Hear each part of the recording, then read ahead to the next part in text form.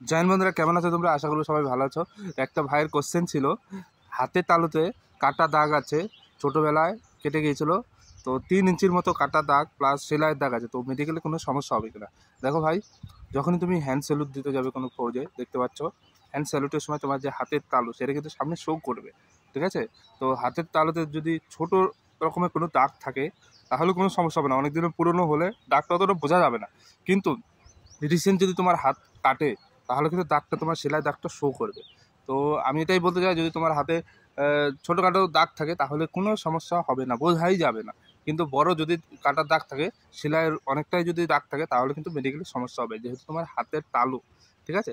বা হাতে হলে কোনো অসুবিধা হয় না, এটা ডান হাতের জন্য একটু প্রবলেম হতে পারে। বা হাতে যদি হয়, কারণ বা হাতে তোমার হ্যান্ড স্যালুট হয় না, তোমার ডান হাতেই হবে, ঠিক আছে?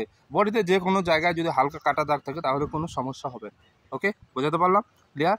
আর প্রথমে যে তোমরা এত ঘাবড়াবে না, এমন কোনো ক্যান্ডিডেট থাকে না যে তাদের মধ্যে কোনো, তাদের বডিতে কোনো সমস্যা থাকে না, কারো না কারো কিছু সমস্যা থাকে ছোটোখাটো। তো এই ছোটোখাটো সমস্যা অত টেনশন করার দরকার নেই, ঠিক আছে? তুমি ডাক্তারের কাছে যাও, ডাক্তারের কাছ থেকে বুদ্ধি নাও কী করা যায়, কীভাবে এই জিনিসগুলো কাটা দাগগুলো, ঠিক আছে, মেটানো যায়। তো যাই হোক, আরেকটা ভাইয়ের কমেন্ট ছিল, কানের নিচে ছোট একটা আঁচুলি আছে, তো এসিসিজিডি কিংবা আর্মির মেডিকেলে কোনো সমস্যা হবে কিনা। দেখো, বডিতে সবার শরীরে কম বেশি না একটু হলেও আঁচুলির দাগ থাকে। যদি তোমার কানের নিচে থাকে, পিছন সাইডে যদি থাকে, তাহলে কিন্তু কোনো অসুবিধা হবে না। এবার ধরো ফেসে তোমার এইসব জায়গায় যদি আঁচুলি থাকে তাহলে সমস্যা হতে পারে, কিন্তু তোমার বডিতে যদি পিছন সাইডে, ব্যাক সাইডে যদি, কিংবা কানের এই সাইডে, তারপরে মাথার ব্যাক সাইডে, অনেকের ঘাড়ের এই সাইডেও কিন্তু আঁচুলি থাকে, তো এর জন্য কোনো সমস্যা হবে না। আর আঁচুলি কিন্তু ঠিক করা যায়, ঠিক আছে? হোমিওপ্যাথি ভালো ডক্টর কাছে গিয়ে তুমি আঁচুলি ঠিক করতে পারবে। তো যাদের মনে হচ্ছে যে প্রবলেম হতে পারে, তো আগে থেকে ডাক্তার দেখে ঠিক করে নাও, এত ঘাবড়ানোর কোনো দরকার নেই। বিন্দাস থাকো, ফ্রি মাইন্ড থাকো। এখন সামনে তোমাদের রানিং আসতে চলেছে, রানিং মনোযোগ সহকারে প্র্যাকটিস করো।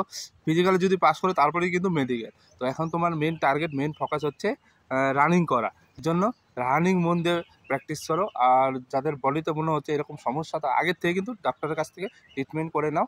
আর নেক্সট টাইমে যদি প্রবলেম বড় সড়ো হয়ে থাকে, সেটা তুমি কিন্তু আগের থেকেই তুমি ঠিক করতে পারবে, পরে কিন্তু আর ঠিক করতে পারবে না। এর জন্য যদি তোমার মনে হচ্ছে বডিতে এরকম প্রবলেম, সেটা এখন থেকেই তুমি ডক্টর দেখে ঠিক করার চেষ্টা করো। বুঝাতে পারলাম? তো ভিডিও কেমন লাগলো? ভিডিওটি যদি ভালো, লাইক করবে, শেয়ার করবে। এরকম ভিডিও পাওয়ার জন্য কমেন্ট করবে, যারা ফার্স্ট কমেন্ট করবে তাদের কমেন্টের অ্যান্সার কিন্তু আমি ভিডিওর মাধ্যমেই দেবো, ঠিক আছে? তো আজকের মতো এখানে শেষ করছি। জয় হিন্দ, জয় ভারত।